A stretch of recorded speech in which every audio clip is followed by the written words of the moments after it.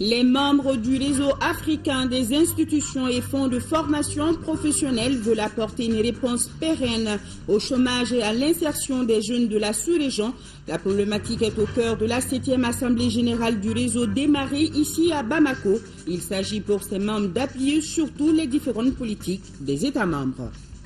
Réduire de façon efficiente la vulnérabilité climatique dans le domaine du développement socio-économique, c'est l'objectif visé par le forum sous-régional axé sur la prévision saisonnière 2014. L'atteinte de la sécurité alimentaire, les effets liés au changement climatique sont entre autres sujets abordés. Dans ce journal également, direction Mahou où a lieu tous les 40 ans la fête des générations. Passage de témoins entre anciens et nouveaux, initiation au rite de passage sont quelques temps forts de cette cérémonie. Et un invité dans cette édition, il s'agit du ministre de l'Urbanisme et de l'Habitat. Avec Mahamadou Diarra, il sera question des mesures prises par le gouvernement pour la libération des domaines publics et privés de l'État. C'est dans un instant. Nous sommes lundi 28 avril. Bonsoir et merci de votre présence. Deux audiences aujourd'hui à Koulouba, respectivement celle accordée par le président de la République au haut-commissaire des Nations Unies pour les réfugiés, la question du retour de nos compatriotes exilés dans les pays voisins au centre des échanges, et la seconde à l'association Guinadogon. À Lucéine Touré, compte rendu. Les membres de l'association Guinadogon sont venus évoquer les projets porteurs pour la communauté en particulier et pour le Mali en général. L'organisation du tourisme et de plusieurs autres projets figurent au nombre des préoccupations. Nous avons en vue la construction d'un musée national Dogon, au pays Dogon. Nous avons en vue la construction d'un espace Tourguna qui est un centre de recherche et de documentation, pas seulement pour Guinadogon, mais pour l'ensemble du Mali et même de la sous-région. Nous lui avons parlé des projets de construction de portes d'entrée au pays Dogon. Nous avons pensé qu'avec des portes d'entrée dans le pays Dogon, les touristes ils vont d'abord, avant de traverser, ils vont débourser. Ils vont se faire accompagner par un guide bien formé.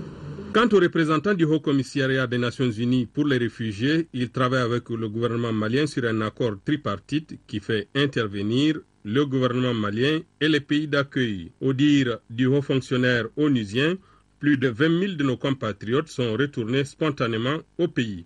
L'opération de retour concerne le reste de la population.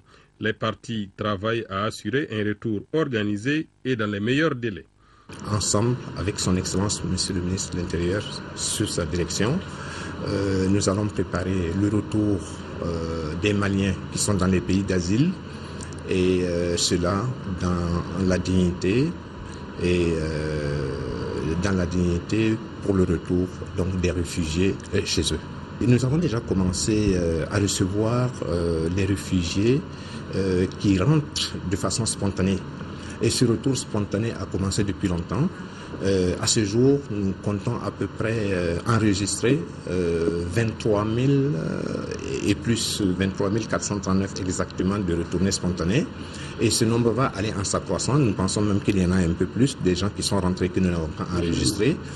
Donc, au fur et à mesure que ce retour va se matérialiser, mais bien sûr, tout cela se fera en harmonie avec le HCR pour que cet agenda de retour des réfugiés des pays d'asile se fasse le plus tôt possible. Aussi bien avec le HCR qu'avec Guinadogon, l'avenir de nos populations demeure la préoccupation principale. Tenue de la 7e Assemblée générale du réseau africain des institutions et fonds de formation professionnelle. Le thème de cette rencontre est le développement des compétences au service des jeunes. Le réseau se donne pour mission d'apporter une réponse pérenne au chômage et à l'insertion des jeunes. Au Mali, par exemple, les autorités veulent créer 200 000 emplois en 5 ans. La cérémonie d'ouverture était présidée par le Premier ministre Moussa Mara. Mohamed Diarra pour le compte-rendu. La thématique retenue pour les assises de la 7e Assemblée générale du RAFPRO répond aux soucis des dirigeants du monde. Le RAFPRO, c'est le réseau africain des institutions et fonds de formation professionnelle. Il s'agit de discuter pendant 72 heures de la problématique de l'emploi des jeunes. Le thème de la rencontre de Bamako est le développement des compétences au service de l'emploi des jeunes. Le souci constant d'une administration efficace, des ressources dédiées à la formation professionnelle, et ce, à la plus grande satisfaction des usagers à travers des projets pertinents de formation professionnelle, des projets efficients, durables et à fort effet sur la croissance économique et sur l'insertion professionnelle des jeunes femmes cibles, justifie amplement le choix du thème central de l'atelier, à savoir le développement des compétences au service de l'emploi. Et pourtant, ce ne sont pas des initiatives qui manquent de la part des États membres. Il s'agit par exemple de la mise en place de programmes spécifiques importants. Malheureusement, ces programmes ont eu des résultats mitigés car le nombre de bénéficiaires est largement en deçà des investissements consentis. C'est pourquoi, pour le président du RAFPRO, il faut changer de méthode. Pour doter la main-d'œuvre de compétences requises pour les emplois d'aujourd'hui et ceux de demain, il nous faudra sortir des sentiers battus et faire preuve d'ingéniosité et de créativité pour recourir à des solutions simples mais efficaces qu'offre notre environnement immédiat. C'est en tout cas le corridor du RAFPRO. Quand, en 2009, à Cotonou, il engageait les fonds de formation, les agences d'emploi et les fonds d'insertion des jeunes dans la voie de la complémentarité et de la collaboration étroite avec les territoires en évoquant la plateforme de services. Il faut donc aller vers la mutualisation des efforts afin de donner espoir à ces millions de jeunes sans emploi décent. Et les nouvelles autorités maliennes ont fait de la lutte contre le chômage des jeunes l'une de leurs priorités. Le Mali s'est doté de cadres référentiels à travers l'adoption d'une politique nationale de l'emploi et d'une politique nationale de la formation professionnelle, avec comme objectif de favoriser une bonne visibilité et la mise en œuvre d'actions cohérentes pour contribuer au recul du chômage et de la pauvreté. La thématique de la présente rencontre sur le développement des compétences au service de l'emploi s'inscrit en droite ligne de la vision du président de la République de faire de la formation professionnelle un levier important pour la promotion de l'emploi et de relever les nombreux défis auxquels les jeunes sont confrontés. Créer au moins 200 000 emplois en 5 ans. Développer une formation professionnelle de qualité permettant de répondre aux besoins de nos économies et contribuant à l'insertion des jeunes. Renforcer l'offre de formation par la construction et l'équipement de centres de formation. Le rendez-vous de Bamako devra donc servir de déclic pour réduire le taux de chômage dans le monde. Autre grande rencontre démarrée ce matin dans notre capitale, il s'agit du forum sous-régional sur la prévision saisonnière 2014. Une rencontre qui vise à réduire la vulnérabilité climatique dans le domaine du développement socio-économique. Les experts vont échanger sur les stratégies pour gérer les risques et chercher des opportunités pour l'agriculture et l'atteinte de la sécurité alimentaire. Mariam Sagara, reportage. Pour les pays de l'Afrique de l'Ouest, du Tchad et du Cameroun, la prévision saisonnière va contenir les caprices du temps et du climat à partir de ce forum. Une meilleure gestion des changements climatiques élaborée par les experts permettra d'amoindrir les risques et les catastrophes pendant l'hivernage.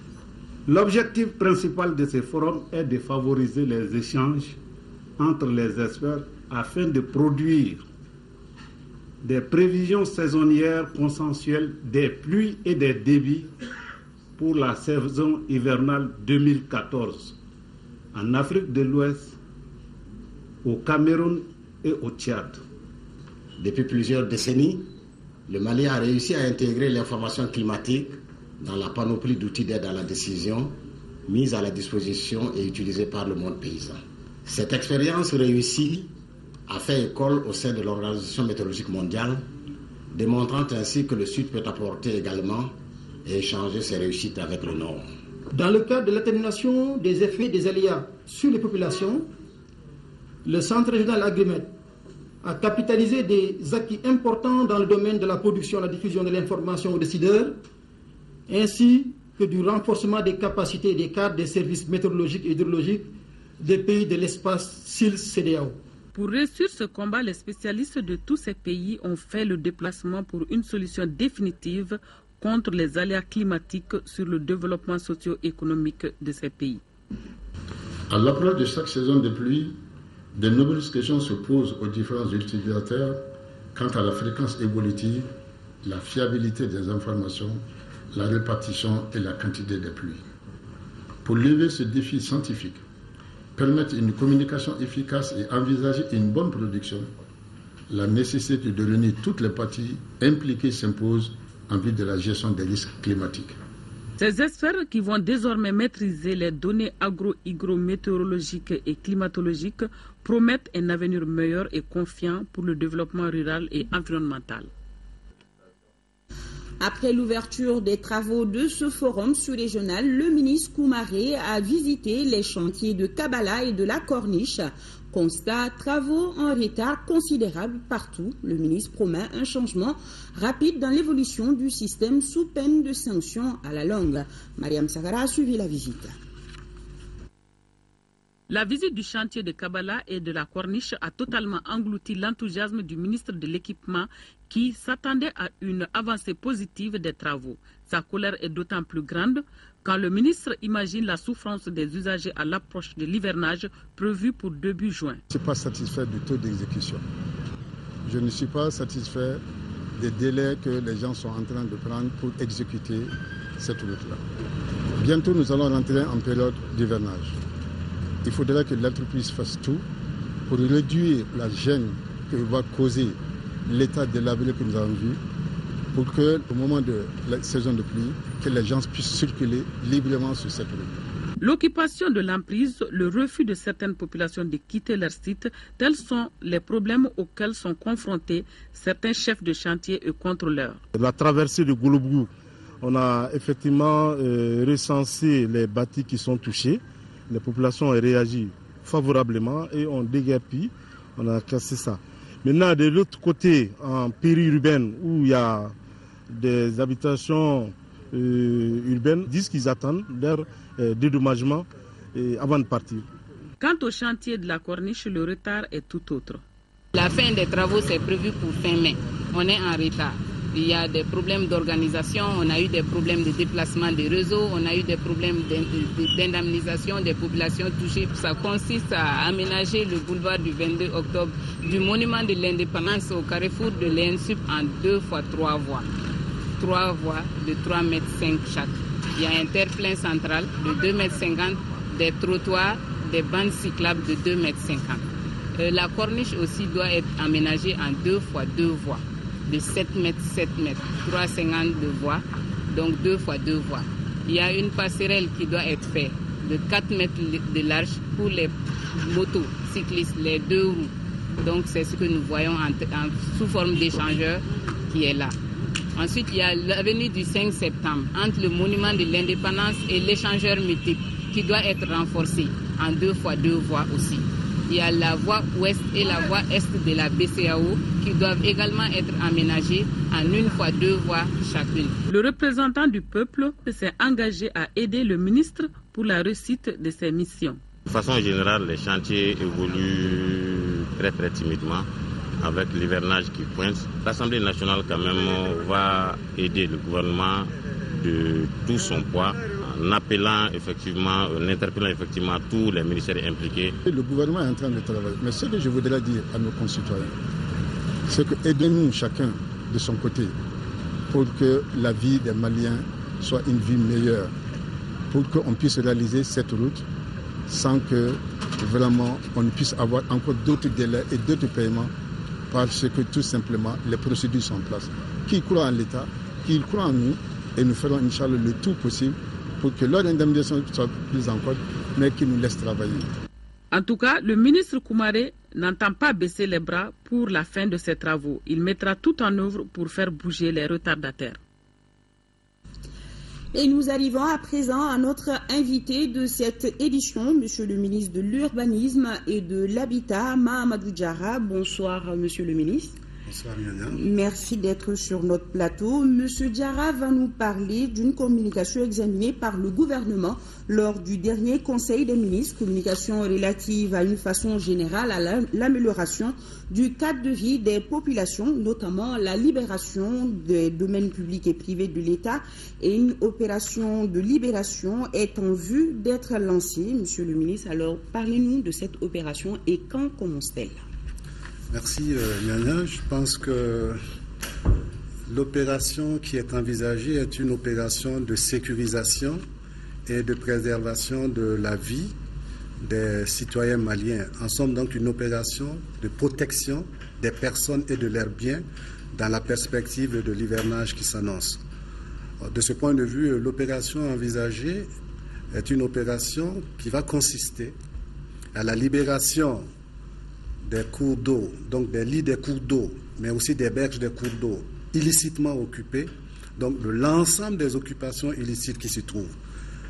Vous savez que dans le cadre de l'hivernage août 2013, nous avions eu une période où les pluies ont été très abondantes, les marigots et cours d'eau flottables et non flottables ont débordé, avec des conséquences dramatiques en termes de perte de biens, mais aussi en termes malheureusement de pertes de vie humaines qui se sont calculées par dizaines. Le gouvernement donc a décidé de déclencher cette opération conformément à un engagement présidentiel à l'effet d'éviter la répétition de ce que nous avons connu l'année dernière. Alors, il s'agit de quoi concrètement? Il s'agit donc de procéder après une mission d'investigation qui a établi les causes et les facteurs des inondations, de travailler à réduire les facteurs, de travailler à empêcher la survenance des mêmes causes pour que les mêmes conséquences ne se répètent pas. Ainsi, le gouvernement a décidé de faire libérer les occupations illicites dans le lit et les abords des marigots dans l'ensemble du district de Bamako, mais l'opération va démarrer au niveau de 3 cours d'eau. Il s'agit de cours d'eau en commune 4, notamment donc le Woiwayanko, mais de cours d'eau aussi en commune 1, notamment le Molobalni et le Tingolé. Il y a à peu près 339 occupations qui sont concernées sur ces 3 cours d'eau, ce qui correspond à 50% à peu près des occupations concernées sur l'ensemble des 6 cours d'eau qui ont déjà fait l'objet d'une enquête et de travaux assez précis. Donc l'opération, je voudrais dire, est une opération qui est en faveur des citoyens maliens et qui correspond à un engagement présidentiel fortement soutenu par le gouvernement, encore une fois dans la perspective et dans le but de faire en sorte que ne surviennent plus les conséquences dramatiques des inondations que nous avons connues l'année dernière. Et ça va commencer quand, Monsieur le ministre, dans l'immédiat? Ça va commencer quand? Alors, nous prévoyons un processus qui va d'une période de sensibilisation-communication sur une période de mois.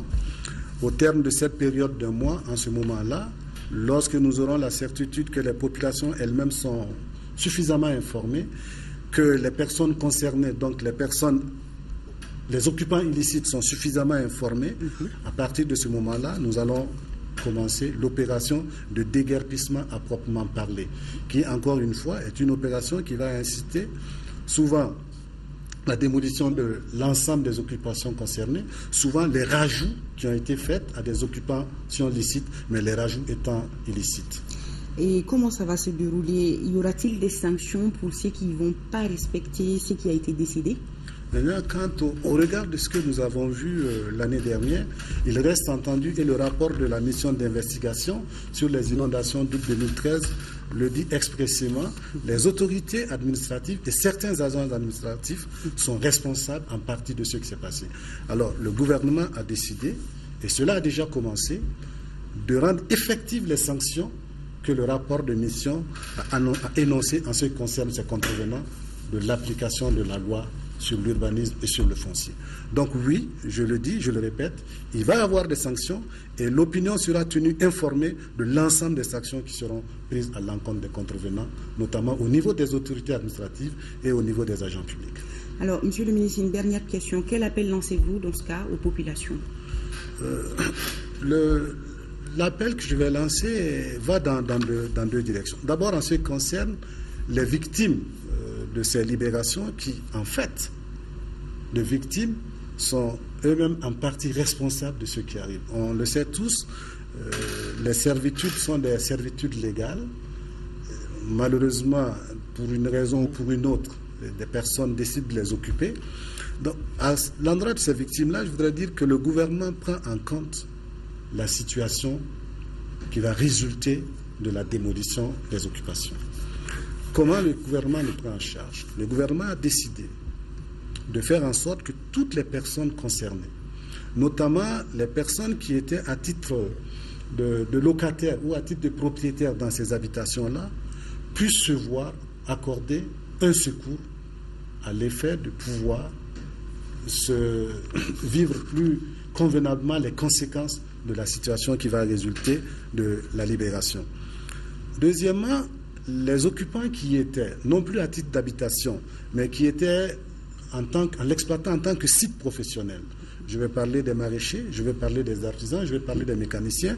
Le gouvernement envisage également, en faveur de ceux-ci, d'apporter un concours, un secours à l'effet de leur permettre de s'installer, encore une fois, dans des conditions plus humaines et conformément à la légalité. Donc, en plus des indemnisations qui vont être apportées à ceux qui avaient des titres et qui ont construit sur la base d'autorisation, des réparations qui vont être données à ceux qui avaient des droits précaires, donc pas de titre foncier, et qui ont construit sur autorisation, le gouvernement envisage donc, en plus de l'indemnisation et de la réparation, une action de secours dans la mansuétude qui est celle de l'État en faveur de ceux-là même qui légalement doivent être poursuivis. Donc l'État décide de ne pas poursuivre les citoyens qui ont construit sans autorisation, qui ont occupé sans droit, mais l'État décide de les aider, de l'apporter. C'est conforme à notre politique de réduction de la pauvreté, c'est également conforme à notre politique de promotion de la famille.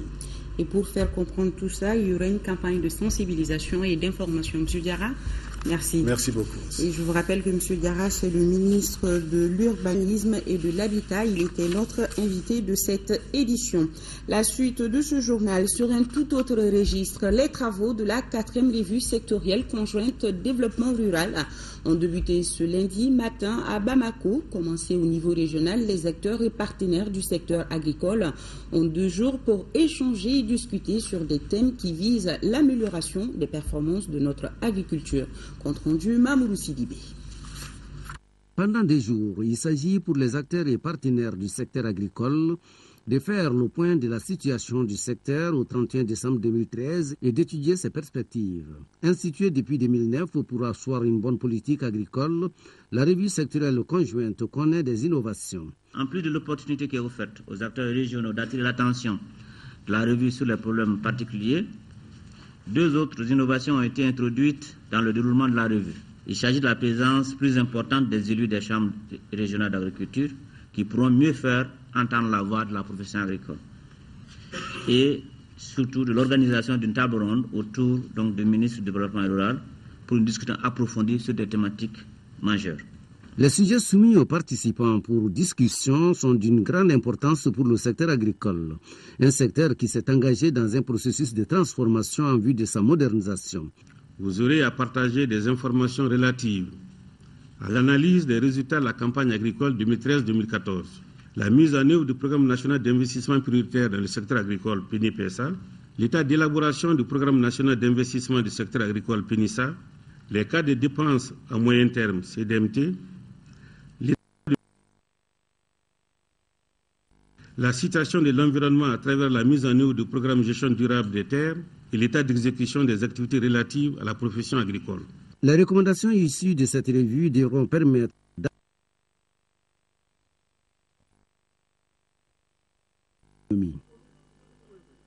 et ce communiqué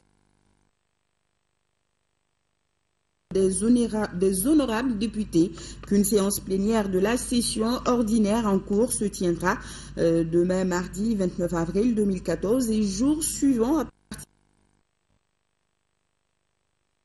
jour porte sur les points suivants: déclaration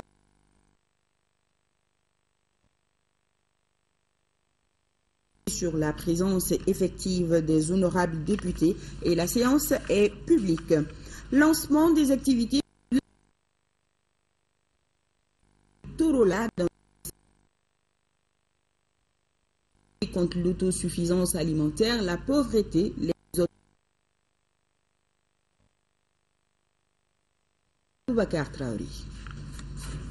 C'est après 4 heures de route que le ministre de la Femme, de l'Enfant et de la Famille,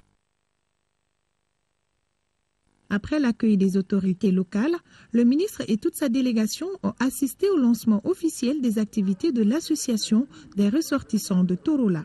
L'organisation s'investit fortement dans la promotion féminine et l'appui à la jeunesse. La secrétaire générale de l'association a fait part à l'assistance des difficultés que rencontrent ces 2 couches dans son village. Compte tenu du climat et les jeunes des 25 villages de l'arrondissement de Manakoro, commune rurale de Sibrila, ont dit non à l'aventure, c'est-à-dire l'exode rural. Par conséquent, cette jeunesse dans le sens de la politique agricole et de l'élevage. Une enveloppe symbolique a été remise à l'association par Madame le ministre de la Femme, de l'Enfant et d'associer le ministre des Maliens de l'extérieur et celui du développement rural afin de mieux prendre en considération toutes les doléances signalées par les jeunes et les femmes de Torola. C'est de faire une concertation entre nous pour voir qui peut faire quoi à court terme, à moyen terme et à long terme. Moi, je pense que l'acquisition d'une moto comme ambulance, ça ne doit pas être un résultat à long terme. Et nous allons faire tout pour qu'ils puissent avoir au moins cette moto avant les 3 mois à venir. Située à 150 km de Bougouni avec 34 600 habitants, la commune rurale de Torola espère donc que son cri de cœur sera attendu, à savoir lutter contre l'exode rural et la création d'emplois dans sa commune. Pour atteindre cet objectif, elle demande l'appui du gouvernement et des personnes ressources. Nous restons avec le ministère de la Femme, de l'Enfant et de la Famille, cette fois-ci à Bamako. Ce département vole au secours des femmes du Nord affectées par la crise. Il vient de leur doter d'équipements productifs, de transformation, de conservation et de commercialisation. Le geste s'inscrit dans le cadre de la réinsertion socio-économique des bénéficiaires. Compte rendu, Sorona Kamisoko. Composé d'équipements de transformation de blé, de maraîchage, de matériel de fabrique de lait yaourt, de peaux et cuir, d'une valeur de 19 millions de francs CFA. Ce don du ministère de la certaines associations féminines du Nord dans le cercle de Tombouctou, de Gao et de Mopti. Pour la responsable du département,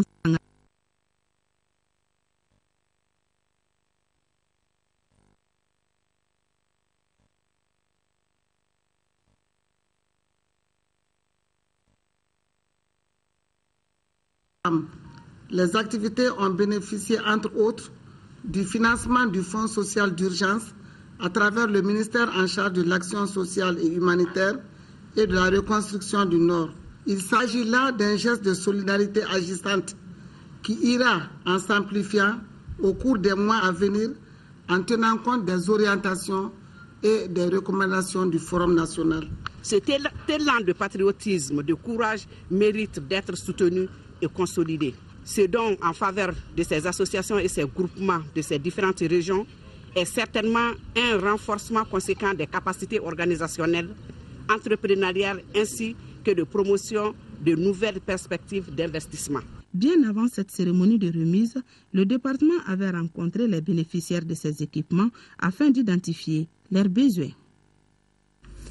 Des vivres et des produits d'entretien pour les populations déplacées du nord du Mali à Bamako. C'est un soutien de la plateforme des associations des jeunes du Nord et sympathisants. La remise a eu lieu en présence de Batraouri. L'action de solidarité de la plateforme des associations des jeunes du Nord et sympathisants intervient après celle effectuée à travers le premier corridor humanitaire organisé par le Haut Conseil islamique en mai 2012. Cette fois-ci, il s'agit d'offrir aux déplacés du Nord à Bamako des vivres et des produits d'entretien. Nous nous sommes dit qu'il faut lancer un signal. De dire aujourd'hui, tout le monde se dit que bon, peut-être Serval est intervenu, on est revenu à un état de normalité, mais les populations à côté sont dans des souffrances terribles. Qu'il faut que nous continuions effectivement à nous porter auprès de ces populations qui souffrent, qui sont déplacés à Bamako, un temps soit peu, se réunir pour faire des cérémonies de remise comme ça et les sensibiliser effectivement à un retour dans leurs familles respectives. Nous sommes vraiment contents du fait que les gens de plateforme nous ont appelés ici pour nous remettre leurs dons là. On est en nécessité, on est fatigué, on est là avec nos enfants. Le secrétaire général des communautés arabes du Mali a insisté sur la réconciliation nationale après avoir rappelé le rôle historique joué par la jeunesse au moment dur de la crise. Quant au secrétaire général du Coran, il lance un appel à ses camarades. Je fais un appel à tous les déplacés du Nord pour qu'ils rejoignent le terroir. On a besoin d'eux sur le territoire. On a besoin d'eux au Nord. Et je vous dis qu'on vient du Nord, on vient d'organiser les concertations régionales. La paix est au Nord. Il ne faut plus rester à Bamako. La plateforme s'apprête à organiser une cérémonie similaire à l'intention des déplacés du Nord installés à Koulikoro. Et ce communiqué du 22 au 24 avril 2014, à marge de la visite présidentielle au Royaume du Maroc, le ministre de l'Artisanat et du Tourisme, Berté Aïssata Bengali, s'est entretenu avec ses homologues du pays hôte sur la collaboration bilatérale avec le ministre de l'Artisanat, de l'économie sociale et solidaire du Maroc. Notre ministre a abordé les axes de coopération qui doivent être revitalisés avec le ministre marocain du Tourisme. Il a été question de la mise en œuvre de l'accord de coopération existant entre nos deux pays. Et le président du Haut Conseil des collectivités informe les participations à ces concertations que celles-ci se tiendront le vendredi 2 mai 2014 à 9h dans la salle de conférence du gouvernorat du district de Bamako. Sont invités à y participer le collectif des conseillers nationaux du district de Bamako, les maires des communes du district ou leurs représentants, le maire du district et ses conseillers, les directeurs régionaux des services de l'État ou leurs représentants, 4 représentants des ONG, projets ou de la société civile. Compte tenu de l'importance des thèmes à débattre, le président du Haut Conseil des collectivités souhaite la présence effective de tout le monde, de tous aux travaux. La fête nationale du Togo, c'était hier dimanche le 27 avril. Ce 54e anniversaire a été sanctionné ici au Mali par une réception au musée national. L'occasion était bonne pour parler de la coopération entre le Mali et le Togo. Youssouf Diakité, reportage. Cela fait 54 ans que le Togo a accédé à la souveraineté internationale. À cette occasion, le consul honoraire du Togo au Mali a souhaité partager cette joie avec les autorités maliennes. 27 avril 1960, 27 avril 2014. Voilà pour la 54e fois que nous commémorons avec fierté la fête de l'indépendance du Togo. C'est le moment pour le peuple togolais de se souvenir des luttes héroïques menées pour retrouver sa liberté, sa dignité et le chemin de l'espoir. Ce furent assurément des luttes âpres et des combats douloureux, tant ces épisodes de notre histoire commune ont brisé les vies et sacrifié l'espérance de nombreux compatriotes. Et la communauté togolaise au Mali a massivement fait le déplacement pour accompagner l'initiative. L'indépendance du Togo, ça représente beaucoup pour nous Togolais.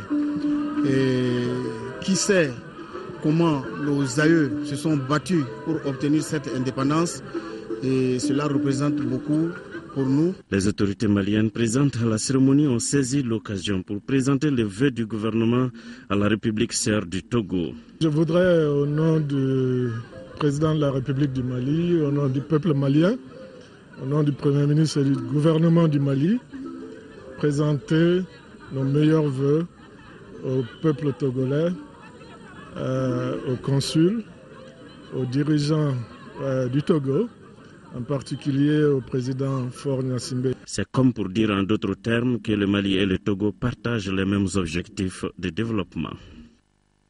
Lancement des activités du projet de suivi de la gouvernance et de la recevabilité. Le projet a pour mission d'évaluer la qualité de la gouvernance locale à partir des indicateurs participatifs.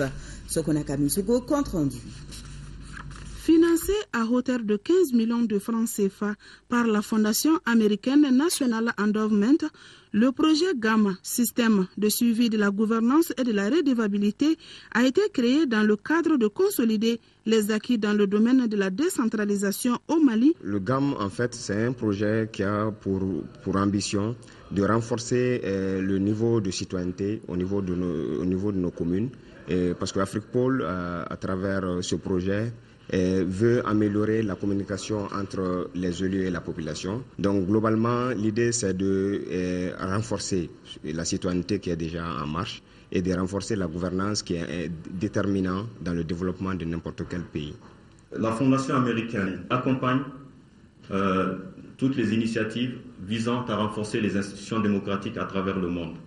Elle appuie annuellement plus de 1000 projets à travers le monde et à travers plus de 90 pays. Le projet système de suivi de la gouvernance et de la redevabilité a une durée d'1 an. Les bénéficiaires sont les 6 communes du district de Bamako. En deuxième région, à Kolokani et à Mourdia, une mission de la commission éducation de l'Assemblée nationale a rencontré les acteurs et partenaires de l'école. Les échanges ont porté sur les préoccupations du monde scolaire. Nos envoyés spéciaux sont Nouhou Sissoko et Seydou Sissoko.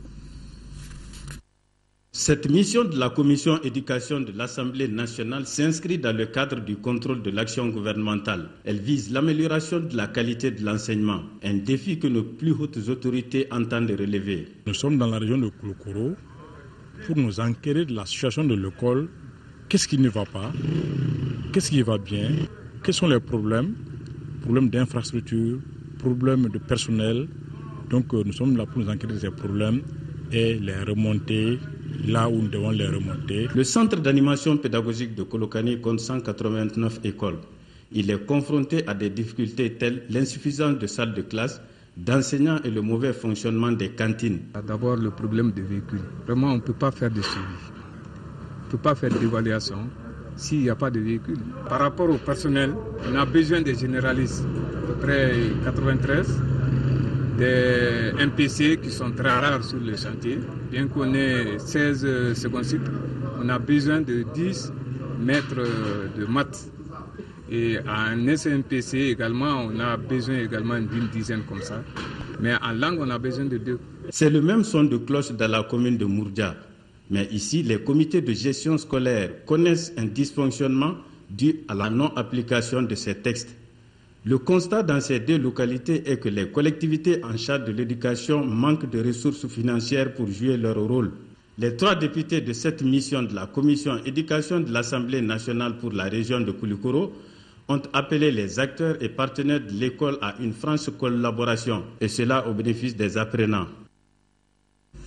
Les acteurs du transport fluvial en conclave en 7e région, la mission doit mener une campagne d'information et de sensibilisation sur la sécurisation des embarcations fluviales à Gao. L'initiative est du ministère de l'Équipement, des Transports et du Désenclavement.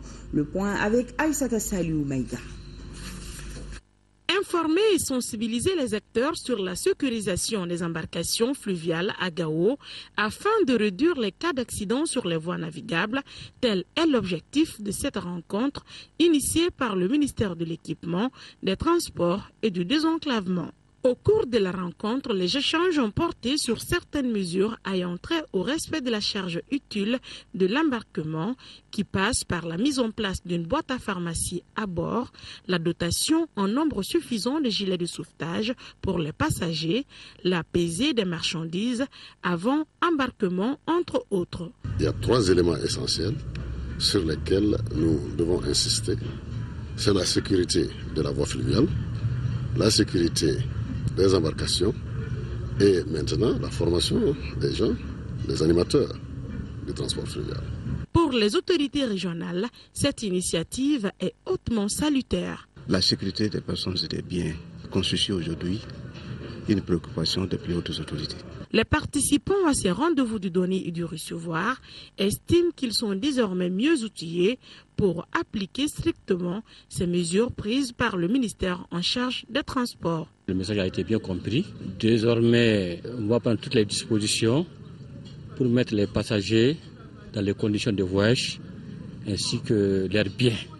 Les autorités administratives et politiques de la cité des Askia promettent de veiller à l'application correcte de ces mesures. À Ségou, même scénario, même objectif, celui de la sécurisation des embarcations sur les fleuves Niger et Sénégal.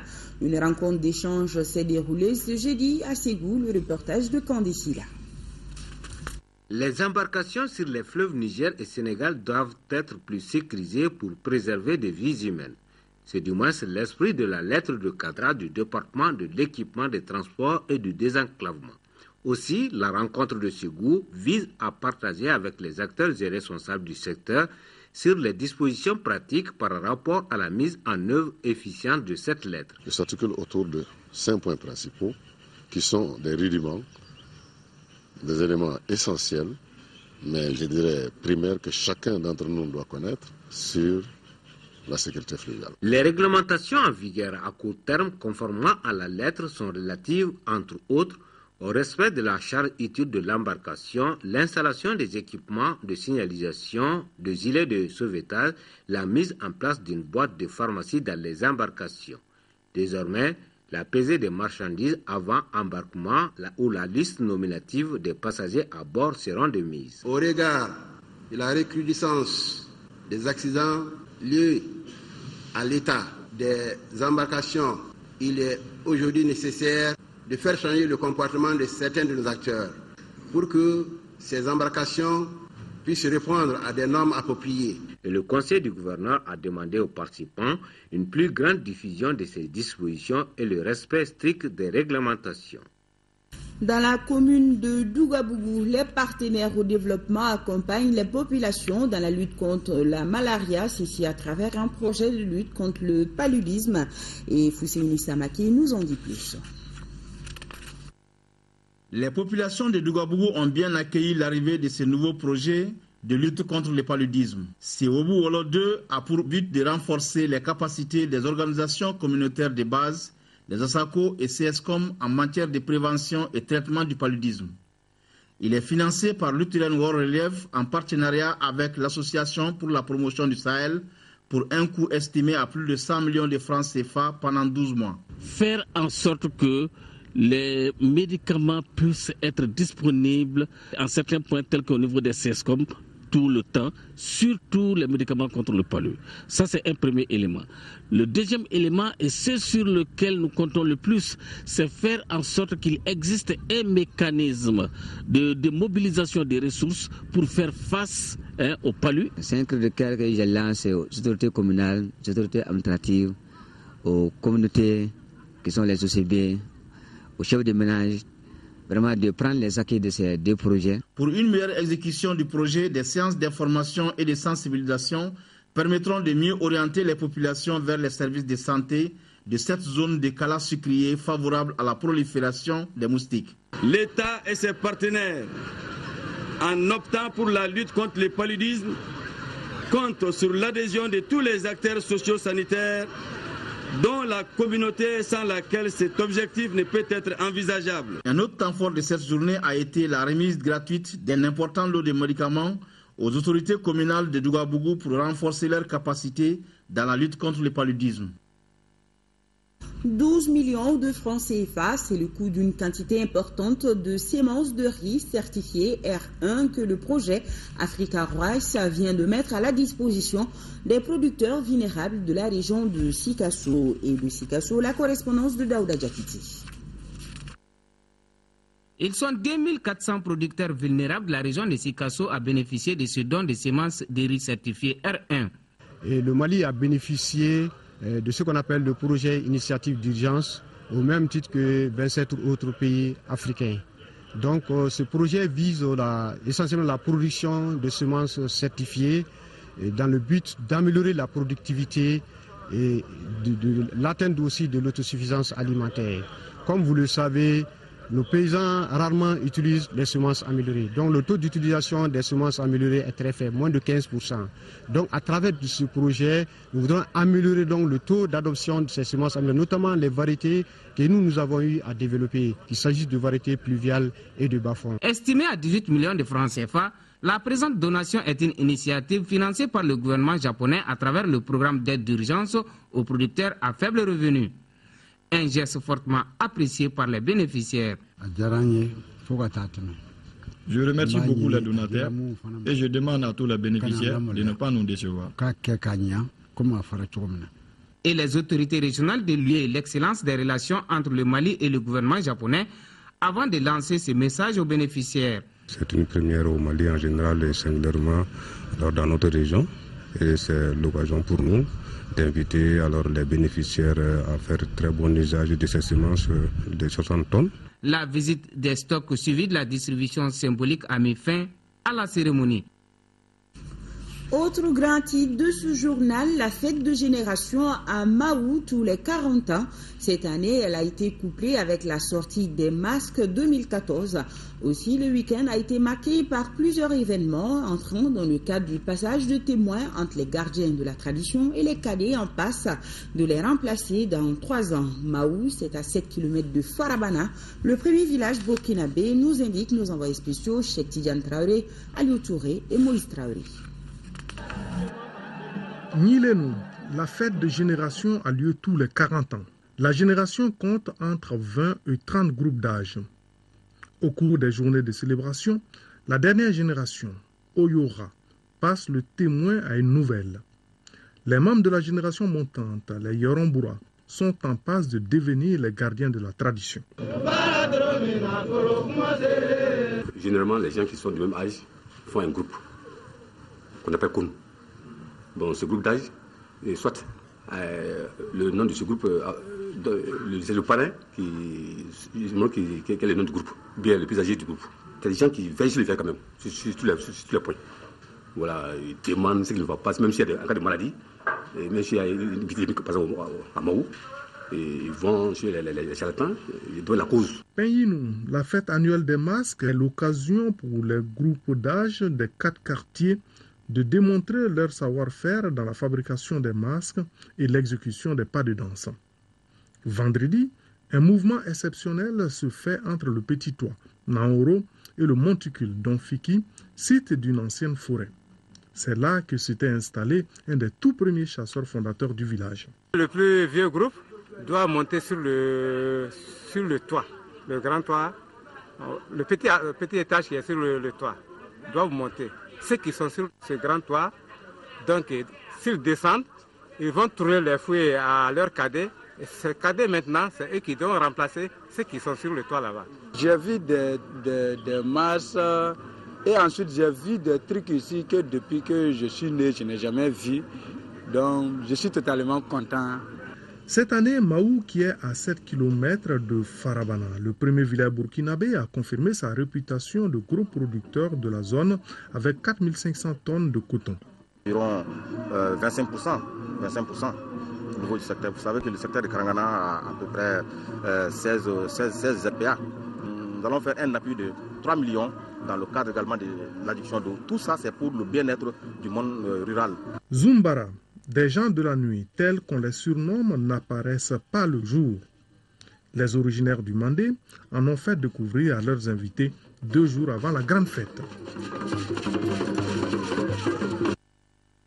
Le Mali profond, le Mali des traditions et la chronique santé du jour touche les problèmes de santé que peut poser l'ingurgitation de produits chimiques corrosifs par une personne. Avalés accidentellement par les enfants, les produits chimiques peuvent endommager l'œsophage, l'estomac. Ils peuvent aboutir à ce qu'on appelle une sténose caustique. L'hôpital du Mali vient de commencer des activités pour réduire les cas de sténose caustique, nous dit Tchessira Dameli.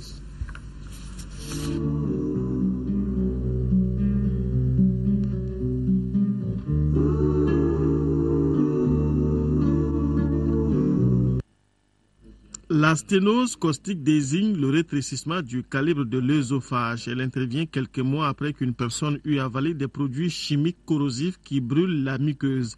Les personnes souffrant de pareils problèmes au Mali sont de plus en plus nombreuses. Une trentaine de cas touchant essentiellement des enfants dans le seul hôpital du Mali ces 2 dernières années. Le phénomène n'est pas nouveau et pose le problème des accidents domestiques traumatisants pour les tout-petits. C'est des accidents qui arrivent généralement dans 80% sur les lieux de travail des femmes. Parce que les enfants qui sont à quatre pattes, donc des enfants qui rampent ou bien qui viennent à peine de marcher, boivent ces produits de façon accidentelle et ça brûle la bouche et l'œsophage. Donc les malades qui nous arrivent sont des malades qui sont très fatigués parce que une fois que la brûlure arrive, les malades n'arrivent pas au chirurgien. Ils tournent d'abord dans le traitement chez les tradithérapeutes, les médecins de ville, les hôpitaux, et puis avant de trouver la référence chirurgicale adéquate. Quand l'enfant arrive tôt en pédiatrie après l'accident, on peut souvent limiter les dégâts, mais des mois après, c'est la sténose qui s'installe. Le patient peut ne pas pouvoir manger ou même avaler sa salive, ce qui conduit à la dénutrition totale. La prise en charge de la sténose caustique est pluridisciplinaire. Elle peut exiger qu'on enlève et remplace l'œsophage et l'estomac. Mais à l'hôpital du Mali, en service de chirurgie thoracique, les choses ont positivement évolué avec la technique de la dilatation. Cette méthode, qui est une méthode conservatrice, permet de dilater l'œsophage progressivement par des bougies et permet de faire manger l'enfant ou bien l'adulte pratiquement immédiatement. Mais au prix de plusieurs dilatations, parce qu'en moyenne, dans la littérature, on va jusqu'à 10 dilatations. Et on dilate pendant plusieurs années, parfois 2 ans, parfois 3 ans. Mais les malades arrivent à guérir complètement après ces dilatations-là. Mais généralement, les patients rôdent longtemps avant d'arriver chez les spécialistes capables de faire la prise en charge. Avec l'augmentation du nombre de cas, l'hôpital du Mali a pris des mesures grâce à la sensibilisation et à la prise en charge de certains cas. Mais au Mali, les produits chimiques incriminés dans les intoxications ne sont pas bien emballés et ne sont pas vus comme tels, ce qui fait que le risque reste entier chez les enfants des teinturières, des coiffeuses et des producteurs de savon.